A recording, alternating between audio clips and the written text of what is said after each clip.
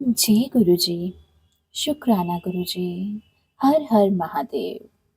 आज के इस दिव्य पाठ को, शिव पुराण को शुरू करवाने का अनंतम अनंतम शुक्राना।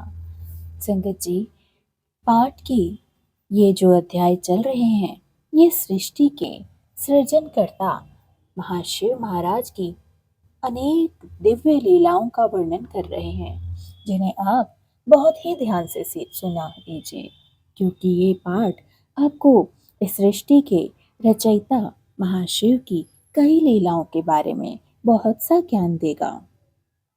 जय गुरु जी, शुक्राना गुरु जी, अनंतम अनंतम शुक्राना। संसार में कामिनी से क्या प्रयोजन है, यह इस समय मुझे बताओ तो सही। मुझे तो इस समय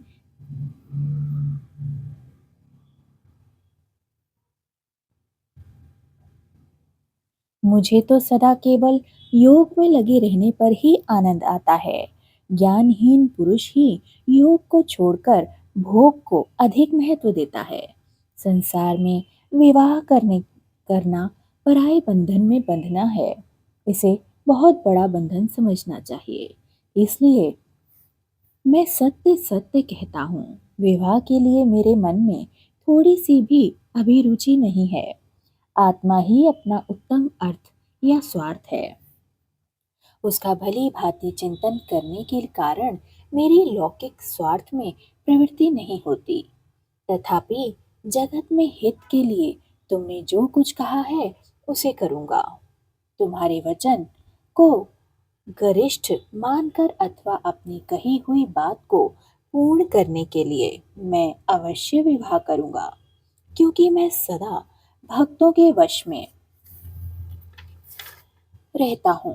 परंतु मैं जैसी नारी को प्रिय पत्नी के रूप में ग्रहण करूंगा और जैसी शर्त के साथ करूंगा, उसे सुनो। हरे ब्राह्मण, मैं जो कुछ कहता हूँ वह सर्वथा उचित है। जो नारी मेरे तेज को विभाग पूर्वक ग्रहण कर सके, जो योगिनी तथा इच्छानुसार रूप धारण करने वाली हो, उसी को तुम पत्नी बनाने के लिए मुझे बताओ।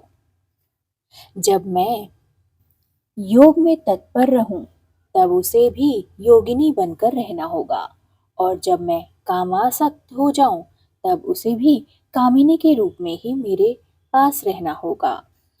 वेद वेत्ता विद्वान जिन्हें अविनाशी बताते हैं, उन ज्योति स्वरूप सनातन शिव का मैं सदा चिंतन करता रहूंगा और करता हूँ।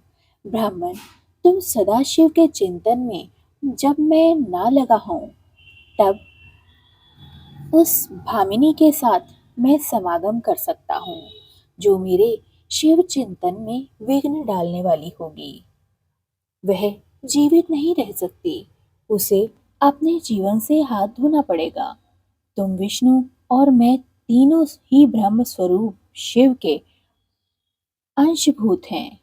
अतः महाभागणन हमारे लिए उनका निरंतर चिंतन करना ही उचित है। कमलासन उनके चिंतन के लिए मैं बिना विवाह के भी रह लूंगा, किंतु उनका चिंतन छोड़कर विवाह नहीं करूंगा। अतः तुम मुझे ऐसी पत्नी प्रदान करो जो सदा मेरे कर्म के अनुकूल चल सके। ब्राह्मण, उससे भी एक और शर्त है, उसे तुम सुनो। यदि उस स्त्री का मुझ पर और मेरे वचन पर अविश्वास होगा, तो मैं उसे त्याग दूंगा।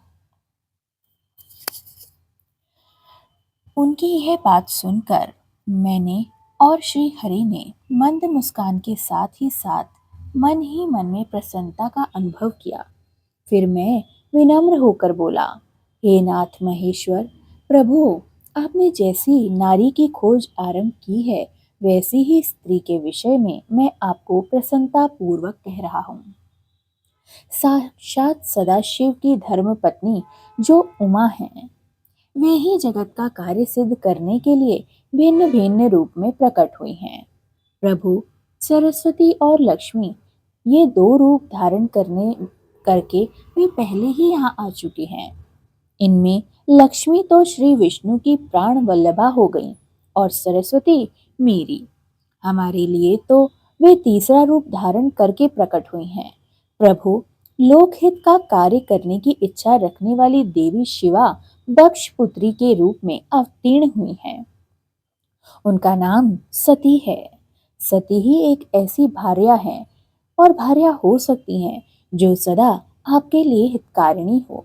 देवेश, महातेजस्विनी सती आपके लिए, आपको पति रूप में प्राप्त करने के लिए आपको दिन रात पूजती हैं, वह आपका स्मरण करती हैं और दृढ़ता पूर्वक कठोर व्रत का पालन करती हुई तपस्या कर रही हैं। माहेश्वर, आप उन्हें वर देने के लिए जाइए, कृपा कीजिए और बड़ी प्रसन्नता के साथ उन्हें उनकी तपस्या के अनुरूप वर देकर आइए। कृपया उनके साथ विवाह कर लीजिए। शंकर भगवान विष्णु की, मेरी तथा इन संपूर्ण देवताओं की यही इच्छा है। आप अपनी शुभ दृष्टि से हमारी इस इच्छा को पूर्ण कीजिए, जिससे हम आदर पूर्वक इस उत्सव को देख सकें। ऐसा होने से तीनों लोकों में सुख देने वाले परम मंगल होगा और सबकी सारी चिंताएं मिट जाएंगी, इसमें संशय नहीं है।